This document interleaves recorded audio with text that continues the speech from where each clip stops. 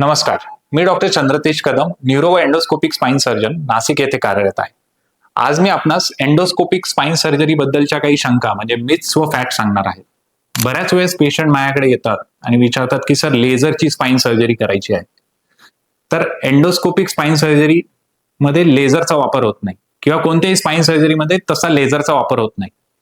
Endoscopic spine सर्जरीमध्ये RF क्वाट्रीचा वापर होतो, परंतु ती ही लेझरपेक्षा बरीच वेगळी असते. तसेच सर बिना चिऱ्याची सर्जरी होईल का? जरी एंडोस्कोपिक स्पाइन सर्जरी हे अल्ट्रा मिनिमल इन्व्हेसिव्ह स्पाइन सर्जरीची टेक्निक असली, ज्याच्यात आपल्याला इन्सिजन हे खूप कमी म्हणजे 8 ते 9 mm इतकंच घ्यावं लागतं.